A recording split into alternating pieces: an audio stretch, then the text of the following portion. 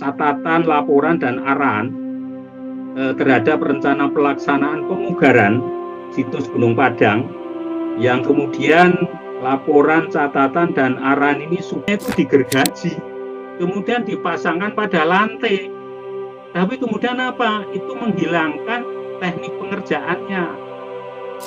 Namun karena kondisi pada setiap teras berbeda, maka kegiatan pemugaran tahap awal diarahkan pada teras.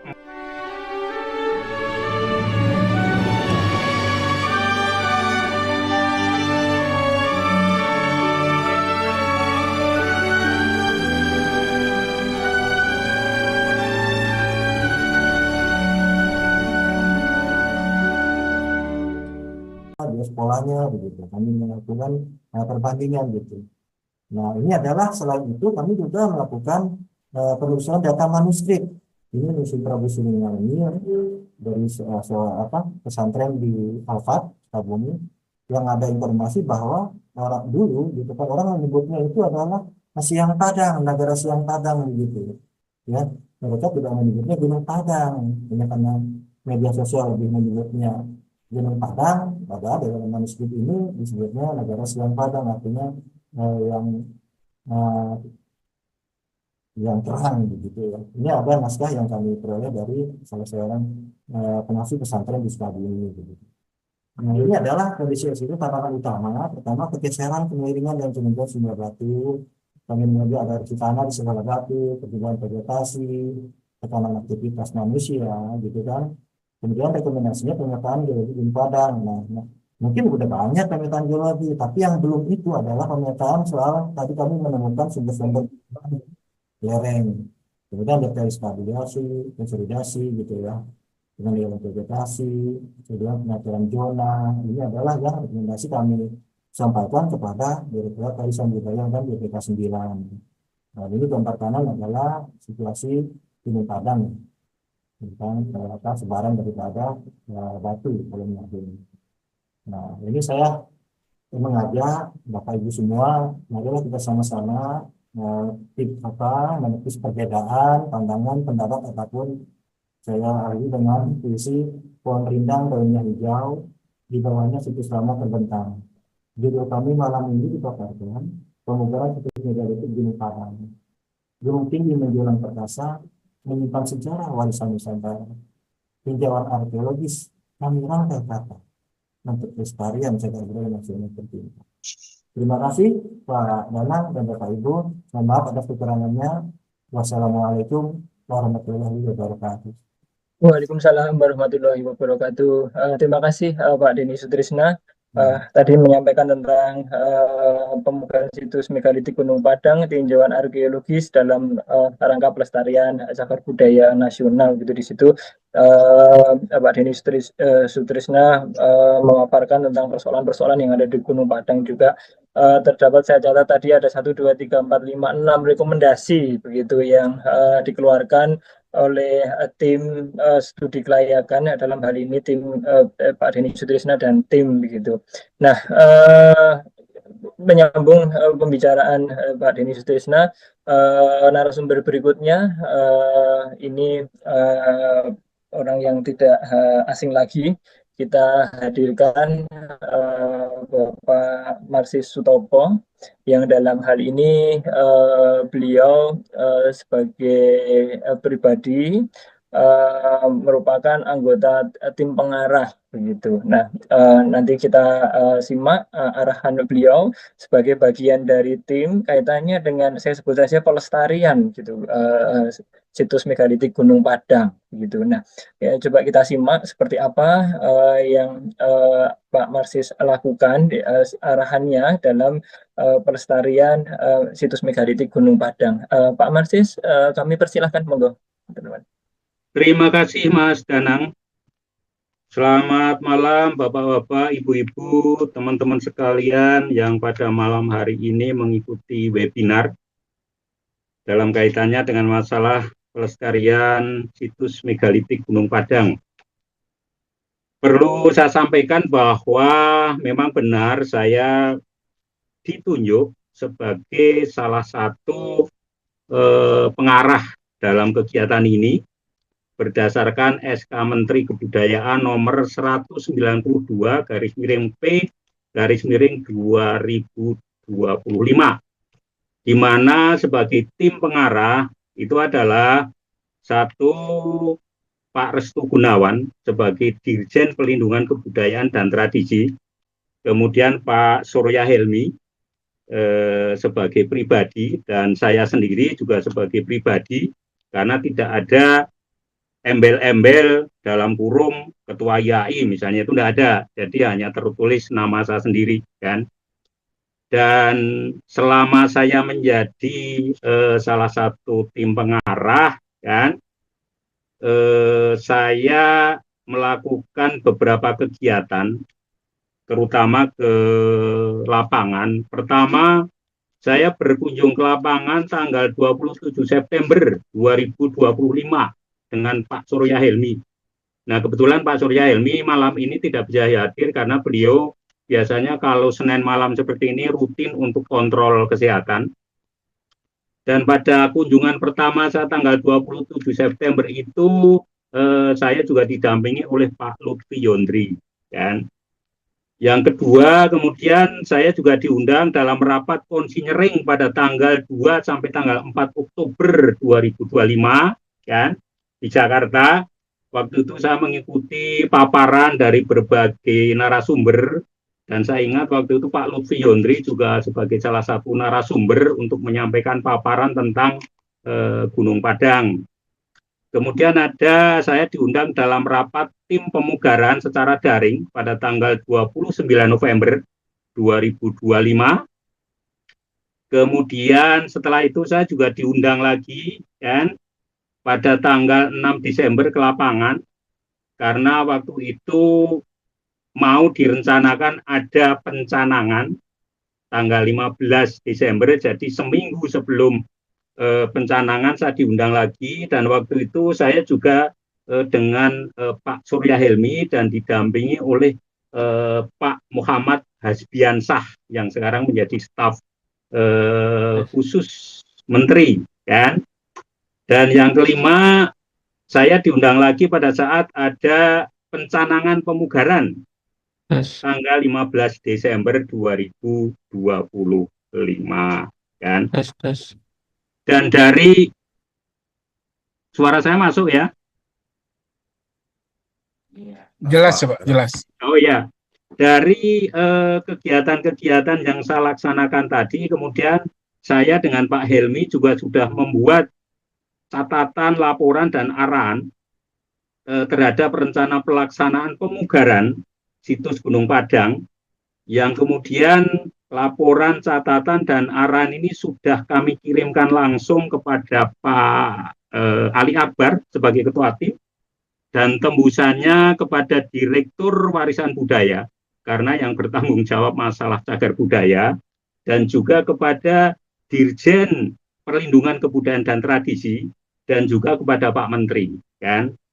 Nah, itu adalah yang kami lakukan selama kami menjadi anggota tim pengarah terhadap pemugaran megalitik Gunung Padang. Silakan untuk bisa ditayangkan paparan yang sudah kami sampaikan. Nah, saya menggunakan judul sesuai dengan kegiatan yang sudah di dalam SK, yaitu adalah pemugaran situs megalitik Gunung Padang. Namun demikian, pemugaran ini saya berikan tanda petik, karena kemudian kalau pemugaran itu disandingkan dengan situs tidak sesuai dengan ketentuan undang-undang, yang bisa dipugar itu adalah bangunan dan struktur. Sementara kalau situs itu adalah penanganan pelestariannya adalah sonasi dan revitalisasi. Kan? Nah, oleh karena itu pemugaran saya beri tanda, masih saya beri tanda petik. Terus, dan karena ini berkaitan dengan masalah pemugaran, lanjut, kami akan menyampaikan kaitannya dengan masalah prinsip-prinsip pemugaran cagar budaya itu bagaimana. Kan? Next, untuk diklik lagi. Kalau kita berbicara tentang prinsip-prinsip pemugaran cagar budaya, tentunya kita tidak lepas dengan pelestarian cagar budaya, karena pemugaran itu adalah bagian dari pelindungan, dan pelindungan adalah bagian dari pelestarian. Nah, pelestarian cagar budaya itu apa? Kalau kita lihat pada Undang-Undang Cagar Budaya, pelestarian cagar budaya adalah upaya dinamis untuk mempertahankan keberadaan cagar budaya dan nilainya dengan cara melindungi, mengembangkan, dan memanfaatkannya. Klik terus. Nah, ini adalah upaya yang dinamis untuk mempertahankan keberadaan cagar budaya dan nilainya dengan cara melindungi, mengembangkan, dan memanfaatkannya. Makanya nanti dalam undang-undang diuraikan lebih lanjut, pelestarian itu terdiri dari pelindungan, pengembangan, dan pemanfaatan, kan? Dan salah satu upaya pelestarian cagar budaya, klik lanjut, adalah pelindungan, yang di dalam pelindungan itu ada kegiatan pemugaran. Dan kemudian pemugaran itu apa? Pemugaran adalah upaya untuk pengembalian kondisi fisik cagar budaya yang rusak sesuai dengan keaslian bahan, next, bentuk, tata letak, dan atau teknik pengerjaan untuk memperpanjang usianya. Nah, itu berdasarkan definisi di pasal 1 butir 28 Undang-Undang Cagar Budaya. Kenapa cagar budaya itu perlu dipugar? Cagar budaya perlu dipugar, klik next, karena cagar budaya itu memiliki nilai, ya. Dan kemudian nilai cagar budaya itu apa? Nilai cagar budaya paling tidak terdiri dari nilai kesejarahan, kemudian nilai otentisitas, nilai kelangkaan, dan nilai pendidikan. Maka kemudian cagar budaya itu perlu untuk dipugar karena memiliki nilai yang memang penting untuk masih kita manfaatkan. Nah, oleh karena ini berkaitan dengan masalah pemugaran, saya akan menyampaikan prinsip-prinsip pemugaran cagar budaya itu apa sih? Nah, prinsip pemugaran cagar budaya sebenarnya adalah pemugaran cagar budaya itu tidak untuk mengembalikan bangunan cagar budaya atau struktur cagar budaya menjadi utuh. Ini yang harus perlu diperhatikan. Tidak harus menjadi utuh. Makanya jangan heran kalau banyak pemugaran terhadap bangunan cagar budaya itu memang tidak dipugar secara utuh. Karena apa? Ya karena tidak diketahui dengan pasti bagian yang tidak dipugar itu. Misalnya memugar candi, tapi yang dipugar ternyata hanya sampai bagian tubuhnya, atapnya tidak dipugar. Karena apa? Ya karena tidak ditemukan datanya. Bagaimana dulu bentuk atapnya. Sehingga pemugaran cagar budaya itu tidak harus menjadi utuh, tetapi untuk membuat agar cagar budaya tersebut dapat dinikmati. Nah, ini kuncinya prinsip pemugaran cagar budaya seperti itu. Jadi jangan kemudian membayangkan pemugaran itu harus utuh, kan? Nah, apa itu prinsip-prinsip pemugaran? Next, prinsip pemugaran itu prinsipnya adalah untuk mengembalikan kondisi fisik dengan cara memperbaiki, memperkuat, dan atau mengawetkannya melalui pekerjaan. Ada rekonstruksi, ada konsolidasi, ada rehabilitasi, dan ada restorasi. Kadangkala dari 4 jenis pekerjaan pemugaran itu bisa saja semuanya dilaksanakan dalam sebuah bangunan. Tetapi bisa saja hanya satu jenis, yaitu apa? Konsolidasi atau perkuatan, atau mungkin apa? Hanya rehabilitasi, kan? Atau apa? Mungkin hanya rekonstruksi, kan? Nah, yang kedua, pemugaran itu harus memperhatikan keaslian. Meliputi keaslian apa? Bahan, bentuk, tata letak, gaya, dan atau teknologi pengerjaan. Ya. Nah, ini adalah keasliannya yang harus dipertahankan. Bahan, bentuk, tata letak, gaya, dan atau teknologi pengerjaan. Yang kedua, kondisi semula dengan tingkat perubahan sekecil mungkin. Jadi bagaimana kondisi semula itu yang harus diketahui dulu. Dan kemudian kalau toh ada tingkat perubahan, tingkat perubahannya sekecil mungkin. Gitu ya. Kemudian C, penggunaan teknik, metode, dan bahan yang tidak bersifat merusak. Jadi bagaimana nanti tekniknya, bagaimana metodenya, bahannya bagaimana, itu yang tidak bersifat merusak. Nah, yang keempat, tapi yang terakhir, kan, ini yang harus diperhatikan, kompetensi pelaksana di bidang pemugaran. Makanya sekarang sudah apa? Sudah ada sertifikasi tenaga ahli pelestarian bidang pemugaran. Sehingga apa? Tidak bisa sekarang sembarang orang melakukan pemugaran kalau belum punya sertifikat.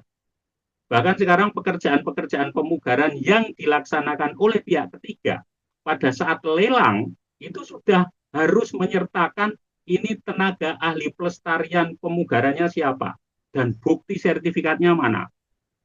Sertifikat tenaga ahli pelestarian pemugaran sekarang yang baru boleh melakukan sertifikasi adalah LSPP 2 kebudayaan. Nah, kemudian berikutnya prinsip yang juga harus diikuti, klik lagi, yaitu memungkinkan dilakukan penyesuaian pada masa mendatang dengan tetap mempertimbangkan keamanan masyarakat dan keselamatan cagar budaya. Di sini ada kata-kata penyesuaian, ya. Sehingga apa? Ketika orang memugar itu masih bisa nanti harus dibongkar lagi. Kalau memang itu nanti harus ada penyesuaian kembali, ya. Kemudian pemugaran yang berpotensi menimbulkan dampak negatif terhadap lingkungan sosial dan lingkungan fisik harus didahului dengan analisis mengenai dampak lingkungan sesuai dengan ketentuan peraturan perundang-undangan. Bahkan sekarang kalau pemugaran, pekerjaan-pekerjaan bahkan bukan pekerjaan pemugaran, tapi kemudian menyangkut atau akan berkaitan dengan situs warisan dunia, itu yang kemudian sekarang sudah dituntut yang namanya Heritage Impact Assessment. Kan? Di Jogja, yang Sumbu Filosofi Malioboro itu sekarang sudah menjadi Sumbu Filosofi Warisan Dunia dan di situ termasuk zona inti. Sekarang saja kalau mau mengadakan kegiatan-kegiatan yang sifatnya fisik di situ, itu kemudian harus ada yang namanya dokumen Heritage Impact Assessment. Kan? Kemudian yang ketiga, wajib memperoleh izin pemerintah atau pemerintah daerah sesuai dengan kewenangan dan peringkat cagar budaya. Kalau ini dilakukan oleh pihak non-pemerintah. Kan? Dan kemudian bagaimana bentuk pemugaran? Kan? Klik lagi. Nah, di depan sudah saya sampaikan, bentuk pemugaran itu berdasarkan penjelasan pasal 104 PP nomor 1 tahun 2022, ada yang namanya rekonstruksi. Rekonstruksi itu untuk mengembalikan bangunan cagar budaya atau struktur cagar budaya sebatas kondisi yang diketahui dengan tetap mengutamakan prinsip keaslian bahan, teknik pengerjaan, dan tata letak termasuk dalam menggunakan bahan baru sebagai pengganti bahan asli. Makanya dalam rekonstruksi itu kalau kemudian menggunakan bahan baru, karena bahan lamanya belum diketemukan, bahan barunya itu diberi tanda untuk membedakan antara bahan lama dan bahan baru. Pemugaran di candi misalnya. Nah, itu adalah ketika bahan lama, bahan asli belum ditemukan, maka kemudian boleh menggunakan batu baru. Tetapi batu barunya harus diberi tanda. Sehingga suatu saat nanti kalau batu lamanya aslinya ketemu, yang batu baru ini kemudian harus dilepas kembali. Yang kedua adalah konsolidasi, adalah perbaikan terhadap bangunan cagar budaya atau struktur cagar budaya yang bertujuan untuk memperkuat konstruksi untuk menghambat proses kerusakan lebih lanjut. Kan? Nah, oleh karena itu kadang-kala ada bangunan yang kemudian diberi perkuatan, kan, supaya bisa memperpanjang usianya dan bisa menghambat proses kerusakan lebih lanjut. Yang ketiga, rehabilitasi adalah upaya perbaikan dan pemulihan bangunan cagar budaya dan struktur cagar budaya yang kegiatannya dititik beratkan pada penanganan yang sifatnya parsial. Maka kemudian sering dalam bangunan cagar budaya, oh sedang direhab. Direhab bagian apa? Direhab hanya bagian atap kok gitu. Nah itu adalah rehabilitasi, gitu kan? Kemudian yang terakhir adalah restorasi. Restorasi adalah perserangkaian kegiatan yang bertujuan mengembalikan keaslian bentuk, bangunan cagar budaya dan struktur cagar budaya yang dapat dipertanggungjawabkan secara ilmiah. Proyek restorasi besar-besaran yang pernah dilakukan oleh pemerintah Indonesia adalah restorasi Candi Borobudur. Selanjutnya, oleh karena itu, pekerjaan pemugaran itu tidak asal-asalan. Sehingga pekerjaan pemugaran itu benar-benar harus bisa mempertahankan keaslian. Keaslian apa? Keaslian bentuk adalah pemulihan benda, bangunan, struktur cagar budaya dengan mempertahankan keaslian desain, langgam, gaya, unsur, elemen, ragam hias, dan warna. Yang kedua, keaslian bahan adalah upaya untuk pemulihan benda, bangunan, dan struktur cagar budaya dengan mempertahankan keaslian material penyusun cagar budaya yang mencakup jenis dan kualitas bahan. Yang ketiga, keaslian pengerjaan adalah upaya pemulihan benda, bangunan, struktur cagar budaya dengan mempertahankan keaslian pengerjaan bangunan yang mencakup struktur dan teknik pengerjaan.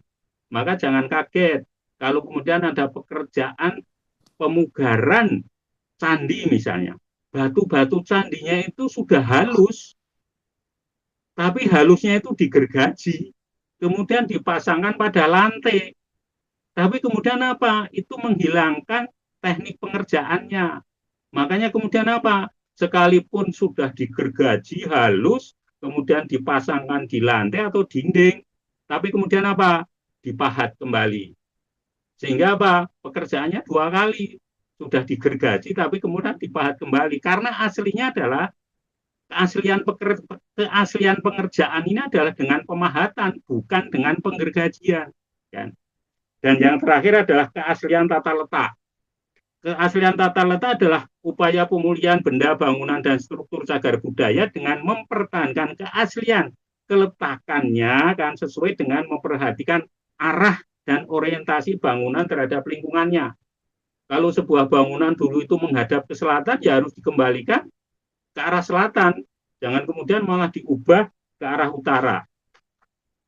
Oleh karena itu, lanjut, pemugaran cagar budaya itu tidak untuk mengembalikan bangunan cagar budaya atau struktur cagar budaya menjadi utuh, tetapi itu tadi, untuk membuat cagar budaya itu mudah dibaca dan bisa dinikmati, kan?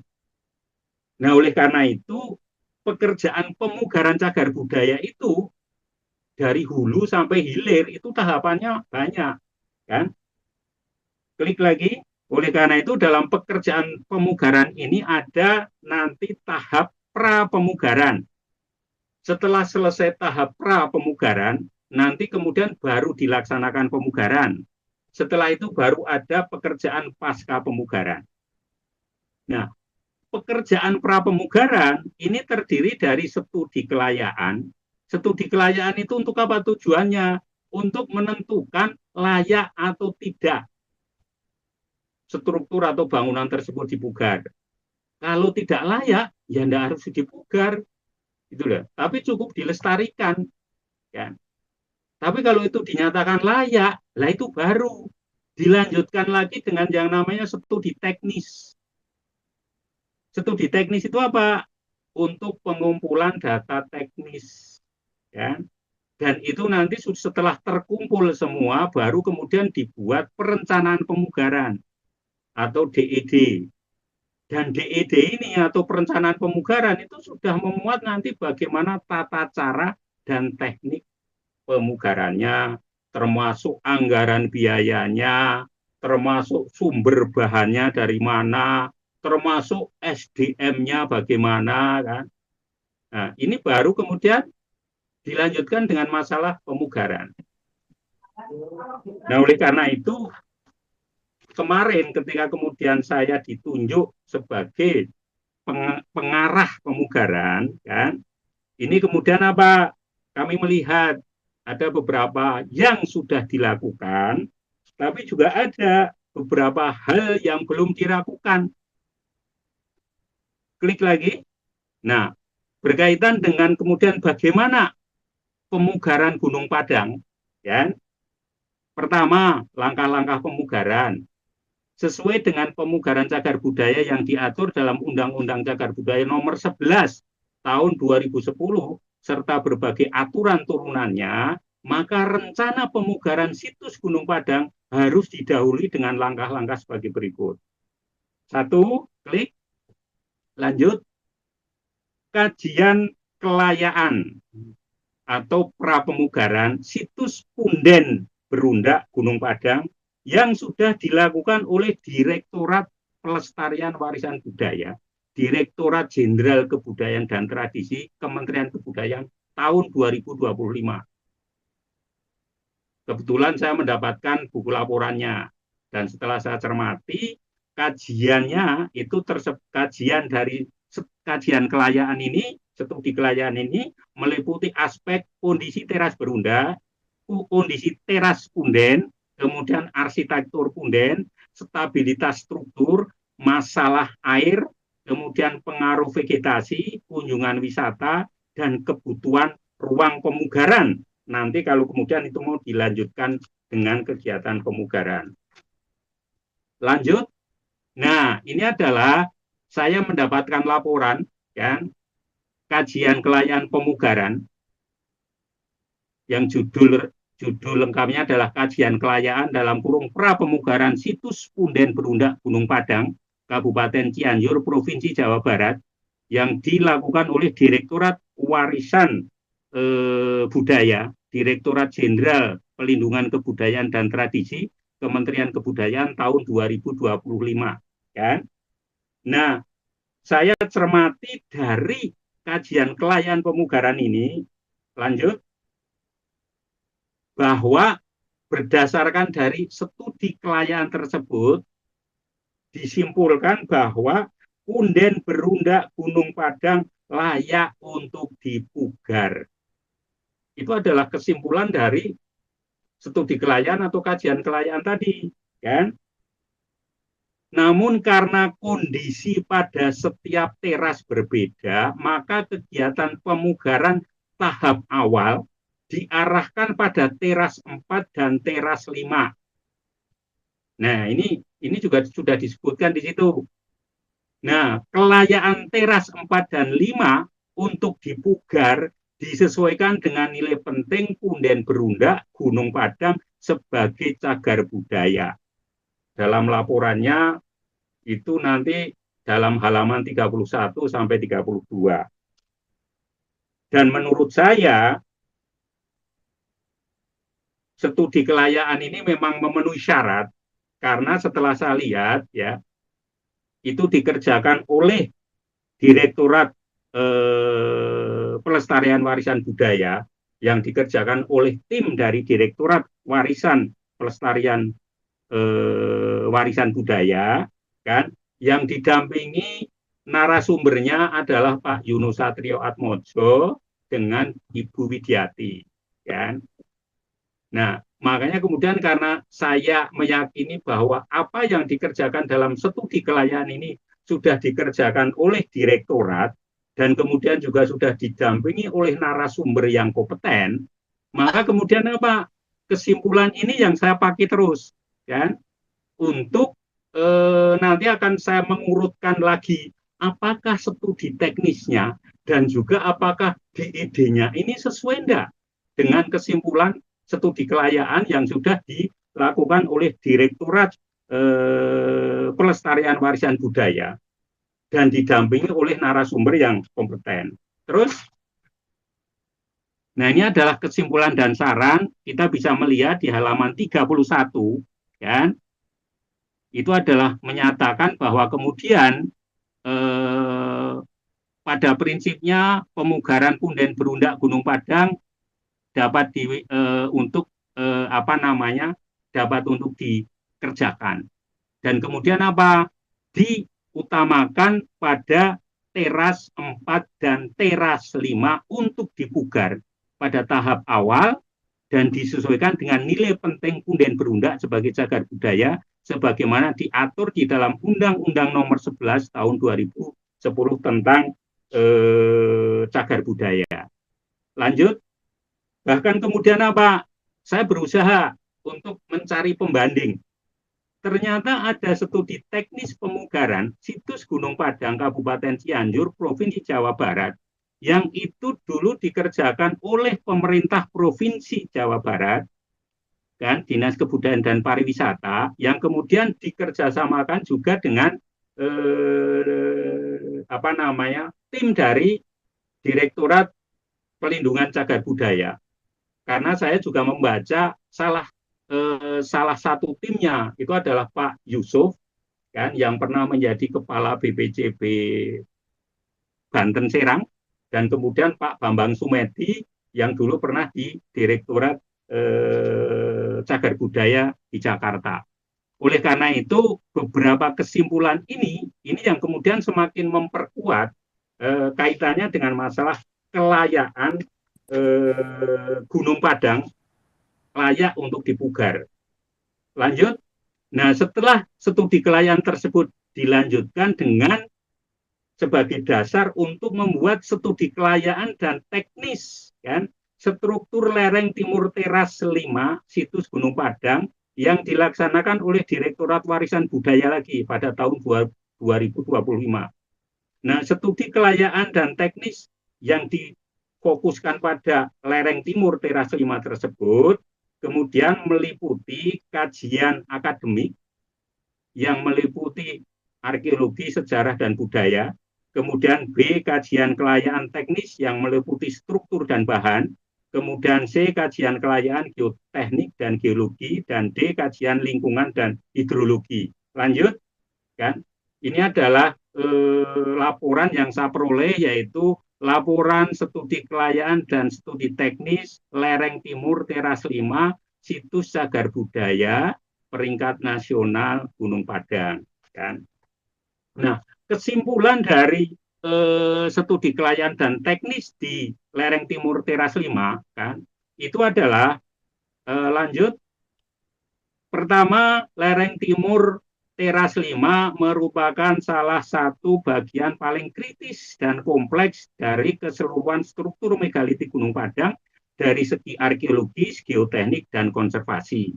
B, kondisi terkini lereng timur teras 5 memperlihatkan bukti-bukti ketidakstabilan struktural akibat kombinasi faktor alam dan waktu, fenomena runtuhan gravitasi, pergeseran lateral, pelendutan, dan erosi mikro mengindikasikan bahwa sudah terjadi degradasi bertahap dan mengakibatkan area ini menjadi bagian yang rawan longsor sehingga memerlukan penanganan secara fisik.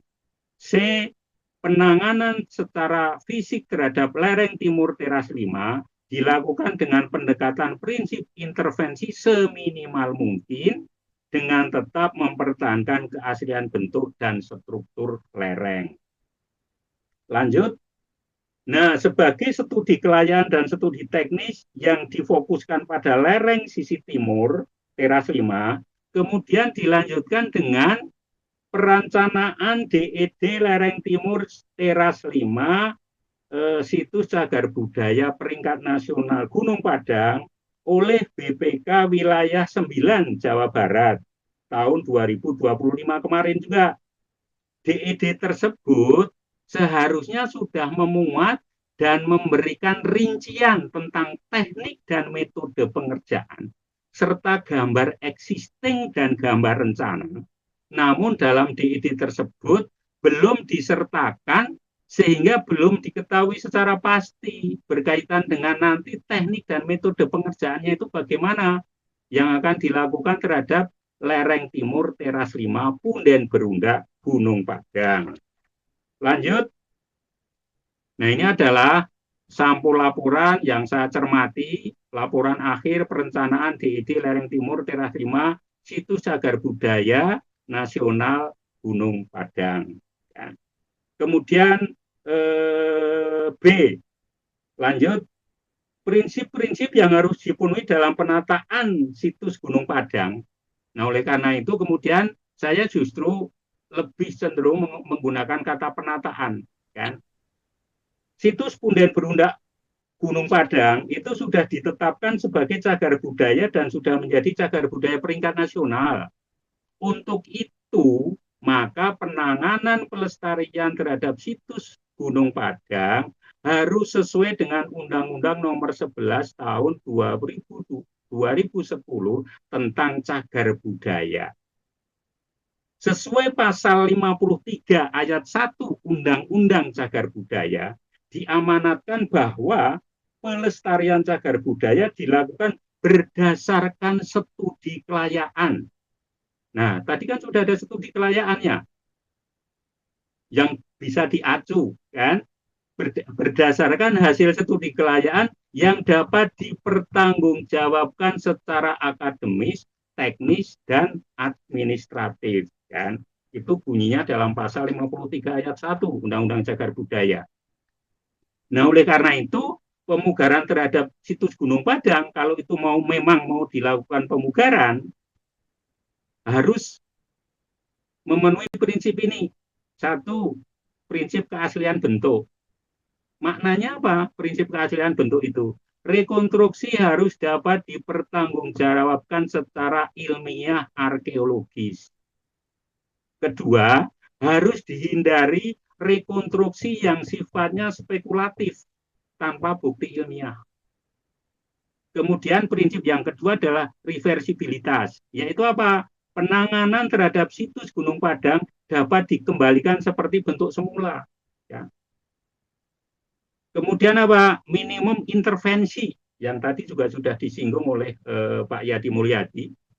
Minimum intervensi itu maknanya bahwa harus mempertahankan kondisi semula dengan tingkat perubahan yang sekecil mungkin. Ya. Yang terakhir prinsipnya adalah scientific accountability, bahwa setiap langkah penanganan yang dilakukan harus dapat dipertanggungjawabkan secara ilmiah. Kan? Nah, oleh karena itu, lanjut, kami kemudian memberikan catatan, kesimpulan, dan saran. Lanjut, bahwa kan kesimpulan dan saran ini juga sudah yang kami kirimkan kepada tim Pak Ali Akbar, kemudian tembusannya ke Direktur Warisan Budaya, kemudian ke Dirjen Pelindungan Kebudayaan, dan yang terakhir kepada Pak Menteri. Kan? Kesimpulannya dan saran bahwa pemugaran terhadap Punden Berundak Gunung Padang sesuai dengan jenis pekerjaannya lebih sesuai disebut sebagai penataan situs. Nah, berkaitan dengan penataan situs Gunung Padang tersebut, maka selanjutnya dapat dilakukan hal-hal sebagai berikut. Satu, untuk kondisi batu tegak yang posisinya miring atau condong, khususnya yang berada pada teras 4 dan 5, dapat, kan? Artinya dapat itu kan ya bisa tidak, bisa gitu loh. Artinya bisa dilakukan atau bisa tidak dilakukan. Dapat dilakukan upaya penataan. Karena dapat itu sebagai pilihan nanti. Dapat dilakukan upaya penataan dengan menegakkan kembali batu-batu yang miring atau condong berdasarkan bukti-bukti yang dapat dipertanggungjawabkan secara ilmiah dan arkeologis. Ya kalau mau mengubah yang dulu miring menjadi tegak, harus dapat loh. Dilakukan, tapi itu harus berdasarkan bukti-bukti yang dapat dipertanggungjawabkan secara ilmiah dan arkeologis. Kan? Yang kedua, untuk kondisi batu yang rebah dan tidak beraturan, upaya penataannya untuk menyusun dan mendirikan kembali harus dilakukan dengan penuh kehati-hatian. Bukti-bukti ilmiah posisi semula harus diketahui agar penataannya dilakukan secara tepat dan dapat dipertanggungjawabkan. Jadi, penataannya itu nanti supaya bisa tepat, tapi juga dapat dipertanggungjawabkan. Yang ketiga, perlu dilakukan pendokumentasian yang lengkap sebelum dilakukan penanganan selama dilakukan penanganan dan setelah selesai dilakukan penanganan. Sehingga apa? Dokumentasi itu kalau dalam kegiatan cagar budaya ada 3. Sebelum, selama proses penanganan, dan setelah proses penanganan. Yang keempat, prinsip minimum intervensi harus dilakukan untuk mempertahankan keaslian bentuk punden berundak Gunung Padang dan tidak membuat struktur baru, serta tidak melakukan rekonstruksi spekulatif tanpa bukti ilmiah. Karena apa? Ini adalah cagar budaya dan sudah diatur dalam Undang-Undang Cagar Budaya, kan? Dan juga ada prinsip-prinsip pemugaran yang juga harus dipenuhi. Yang kelima, untuk menahan kelongsoran tebing dan erosi situs Gunung Padang, dapat dilakukan upaya penanaman pohon yang sesuai dengan kondisi lingkungan. Nah, ini yang tahu adalah orang botani. Jenis tanaman apa sih yang sesuai dengan kondisi lingkungan Gunung Padang, kan? Untuk nanti bisa menahan kelongsoran tebing dan erosi situs, kan?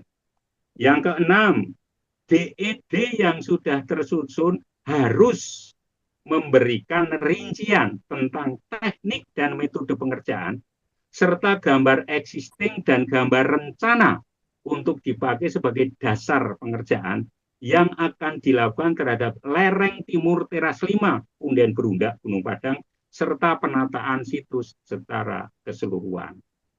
Nah, ini yang sudah harus tersusun dalam DED. Ya, kan? Ya kalau belum tersusun, ya harus disusun ulang DED-nya. Yang ketujuh, dalam pelaksanaan pemugaran atau penataan situs Gunung Padang, selanjutnya harus itu kalau dalam bahasa